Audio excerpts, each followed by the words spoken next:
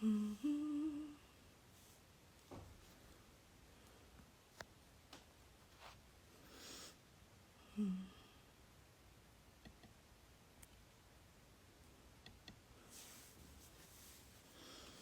people start coming in,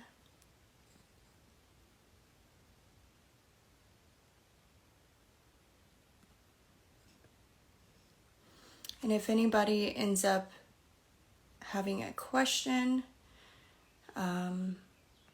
there is a bubble now that has a question mark in it that you can ask your questions there versus it going through the live chat. It would be a lot easier to keep up with.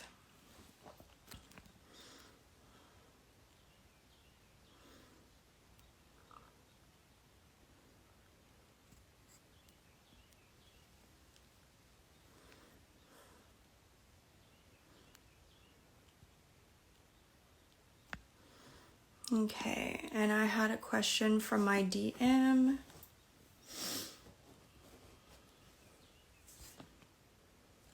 How do you know that it's shadow?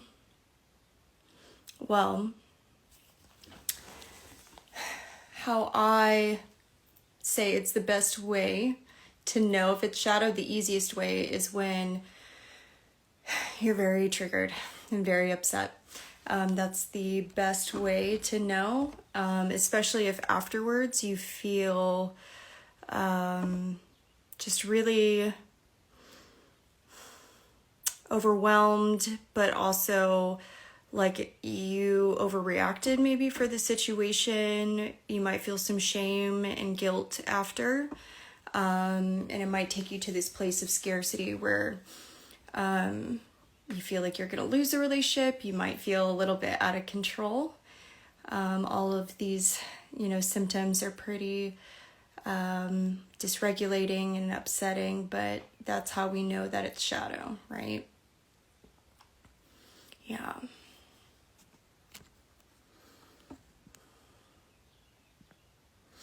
And then I had another question. Whoa, where'd it go?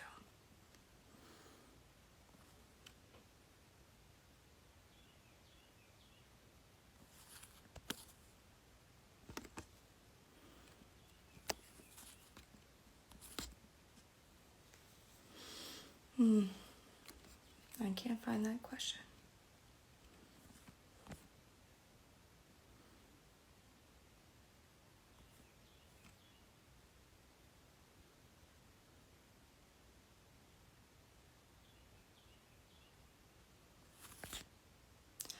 Okay, there we go. Someone asked, so what do you mean by self-talk?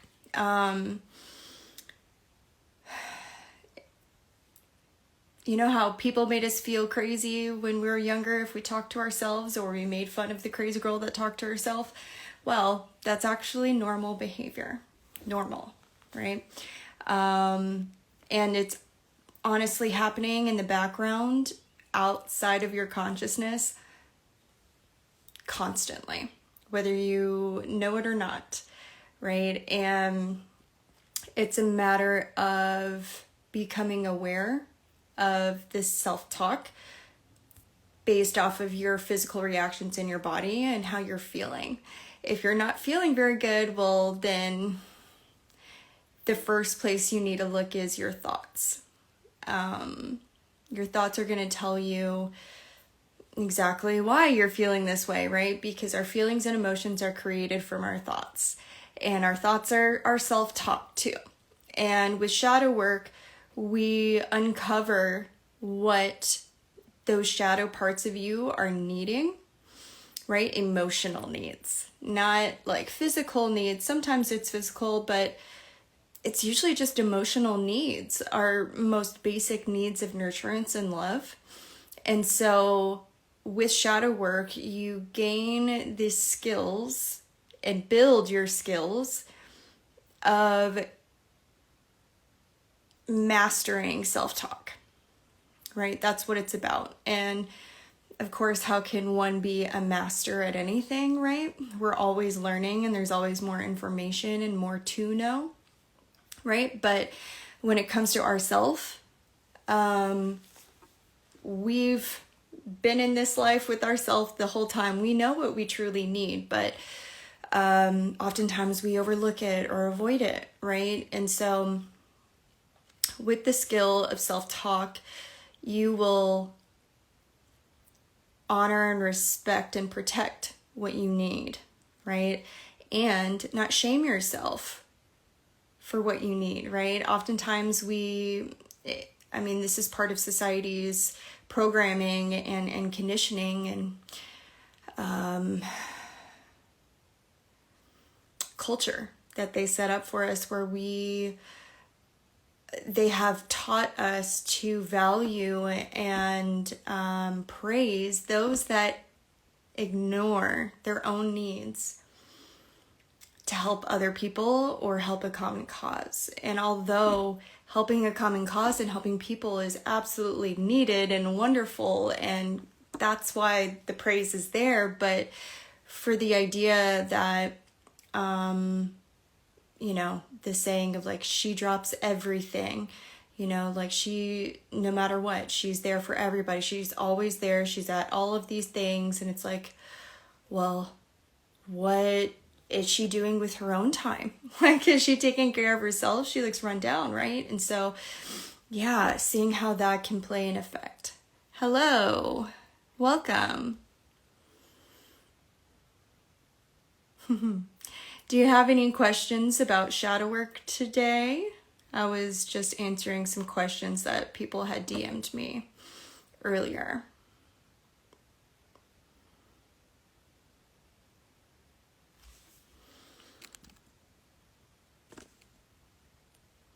This is a time and place that if you just want to listen. Okay, sounds good. I will carry on with what I was saying then. But if anything pops up when I'm talking, if you have a question, please feel free to ask away. This is why I'm doing this today. But yeah, we've been taught to praise the people who overextend themselves and don't take care of their own needs. And that is seen as something to admire and be like. And that's why we have a lot of issues today with balance and health and self-esteem, self-worth, right? So the self-work and self-help journey, and shadow work journey, you're gonna find out that the more aware you become and the more you protect and honor yourself and your needs, the more you will witness how much society is promoting differently, let's say, and how other people think differently. And you're going to see the discomfort in other people when you talk about your journey or self-love or healing or trauma or any of that, or shadow work. And a lot of people, when I explain shadow work, they're like, I need shadow work. That sounds good. I'm like, all right, when are you ready? I'm ready. And they often don't end up following through. It's because this isn't an easy or faint of heart thing to do, right? It requires courage. But once you actually start doing it, it's like, it's not that bad, right? We make this, we paint an image, right? And this comes from our own shadow. The fear of looking at what's underneath, fear of healing that trauma, even though we want to. And that's because of the generational and ancestral trauma of so many generations that refuse to heal themselves or refuse to look at it or acknowledge or tap under the surface, right? Because they're afraid of what's there. And that makes me really sad. Yeah, the fear of looking what's underneath. Yeah, I totally understand that. And that's, that is so understandable, right? I think we all feel that, even though I specialize in shadow work and do my own shadow work, I still resist every time. I don't want to. It's something that it's a battle every time. But once I actually do it, I'm like, oh, this is exactly what I needed. And I do shadow work every week. So it's like, it's not anything new.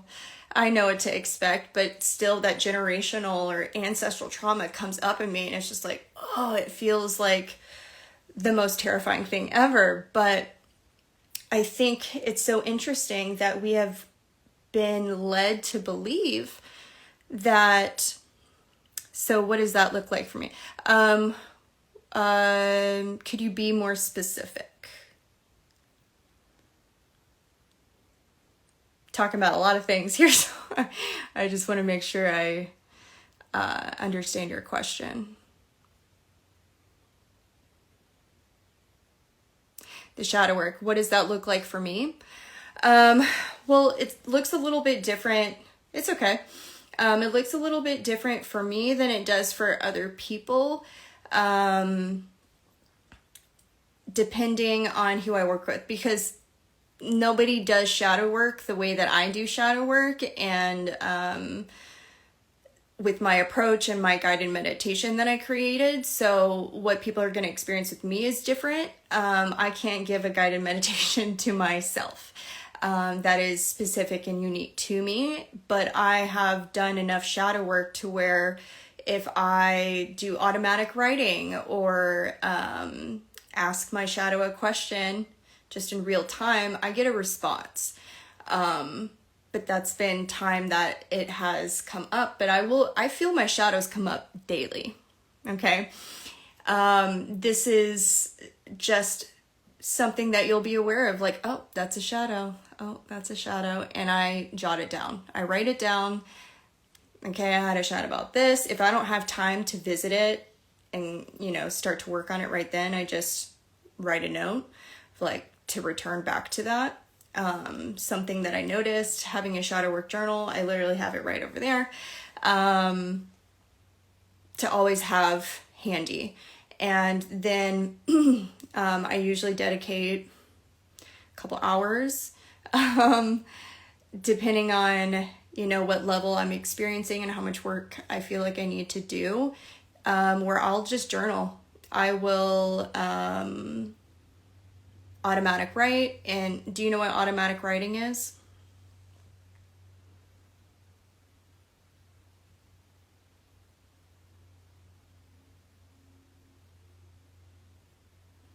Okay, if not, that's okay. It's where you're basically allowing your subconscious, okay, that's what I thought, your subconscious or unconscious mind, or your shadows, right? That's all kind of the same thing, to write for you, through you, to you, whatever it is you need to know. And I state that. I write questions out to my shadow, like, hey, I felt you get, upset here. What was that about? And then I, give permission, write to me, through me, whatever it is I need to know. And then I just kind of let my hand take over and it writes for me. My handwriting changes. It starts coming out really fast, and I start to become aware of things I didn't know before, because I'm giving my subconscious an outlet without my conscious mind trying to dictate what is being written. That's a great way to do spirit communication too. But I also do different activities on a daily basis or as needed basis for my shadow work. So I do rage rituals probably once a week, because for me, my biggest shadow, and it has always been my biggest shadow, was anger, right? I am a highly sensitive person. I had big emotions. my whole life, but when I was little, and, you know, bless my parents' heart, they didn't know how to support a highly sensitive child. And so I, you know, through many different experiences in my life, I became more hard and cold and aggressive to protect myself and my heart, because my feelings had been used against me, right? And so we always know with anger, pain is masked by anger, suffering, sadness, right? It's easier to work with anger. It feels safer, right? It feels more unsafe to be vulnerable and cry, right? And so I know if I'm more irritated, then that means, okay, I need to do a rage ritual. And that can be done inside, outside. If you have neighbors, don't make the mistake that I did and not tell them. What I do as part of my self-care or grounding. Oh yeah, anger is the easiest, right? That line of, you know, being mean is easy, but being nice is hard. It's the same scenario, right? It's so much easier, right? Because that's what we've been programmed with for centuries. Anger, violence.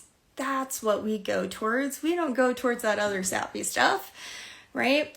We're in an age of patriarchy. So our society does not support emotions. This is only, you know, in the last 5-10 years have emotional growth and self-development become a thing. So, yeah, rage rituals. I either take a pillow and beat the shit out of my bed, screaming, right? I get like music, I pump myself up, and I scream. And I full force, whole body energy using this pillow to where I'm sweating, I'm out of breath, I'm exhausted, I'm crying, right? Because when I feel that anger, what I need is that energetic release to help me break through, to tap into my sadness, because I had such a hard, ingrained cage around my heart that I kept myself from accessing my emotions. So I have to go to kind of extreme measures sometimes to tap into my pain and release it. Same kind of thing with outdoor rage ritual. I get a stick. I ask the stick if I can use it.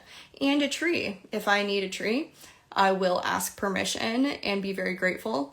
But I will, in nature, just be wild and let it out. And the same thing happens, right? It's just like immediate tears. And if doing a live rage ritual, doing a rage ritual in general is something that you would be interested in, I am having a good friend of mine, a fellow priestess from priestess school. She's having a summit in April, online. I believe it's free, but I'm doing a live rage ritual with her and the whole summit crew. So that'll be exciting if ever you want to join that. Just start playing the drums. I love that. Yes. Are you moving into a more, you know, what do you do for a living, if you don't mind me asking, or what was the reason for the drum?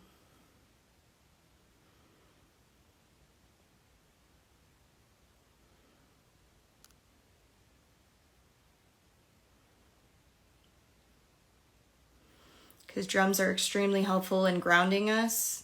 And I mean, it's a shamanic instrument, a journeying instrument that helps you get in tune with the heartbeat of nature and of your own heartbeat, right? It's, okay. Yeah, that's wonderful. You've been a musician. You know, that's such a beautiful way of releasing and going through emotions. I'm glad that you have that outlet. Oh, I love, my aunt was a special ed teacher in social work. I love that. Yeah, I used to be a psychotherapist, and I was I have a lot of social working friends, and it's a tough job.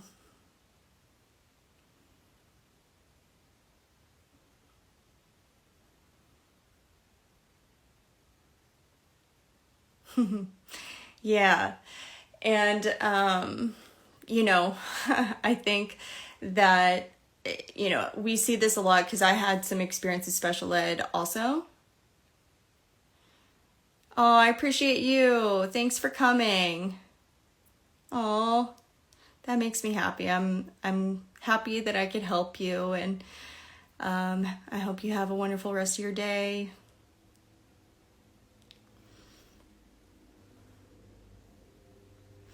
Yeah, so as I was saying with the rage rituals, you can do that anytime, and tell your neighbors this is how, like, sometimes I do, some rage rituals, and it's a way to release anger, and like, I'm not hurting anybody, I'm not getting murdered, because I definitely didn't tell my neighbors at first, and after that, they ran from me. They never talked to me again. I scared them. So that's something to keep in mind. Tell your neighbors if you live in an apartment or a townhouse, or scream into your pillow. Anything like that. And if you don't want to do this alone and you feel kind of afraid, or like maybe you want some help, get a friend that is more, maybe that you find to be more adventurous than you find yourself to be, and see if they wouldn't be interested in going to do that, because my guess would be a resounding yes. Someone that loves to express themselves, but we have to remember too that a shadow tends to come up when it comes to rage rituals, because we've been taught, especially as women, to not scream, to not act crazy, that we're too much. And so a lot of shame and judgment comes up when we are testing the waters to see if we can allow ourselves to really scream and let it out. This is something I see time and time again, and I felt it in myself the first 2 times that I did a rage ritual, where it was immediate self-judgment. I felt unsafe screaming like that. I felt like embarrassed. Like people were watching me, but really it was me judging myself. And so a whole bunch of information comes out from that. But once even if you just notice that and you don't stop and you keep going forward and you allow yourself to still access it and release it, it feels so much better. And then you're like, oh, okay, now I can look at that, right? And you see it a little differently, because when you're moved to tears or moved to emotion, you can feel how relieved you are, how that inner shadow that wanted to experience rage just wanted to have a voice, to be released, for you to give that shadow permission to be rageful, to scream, to have a voice, right? So it's so powerful on so many different facets, and that's the thing, like,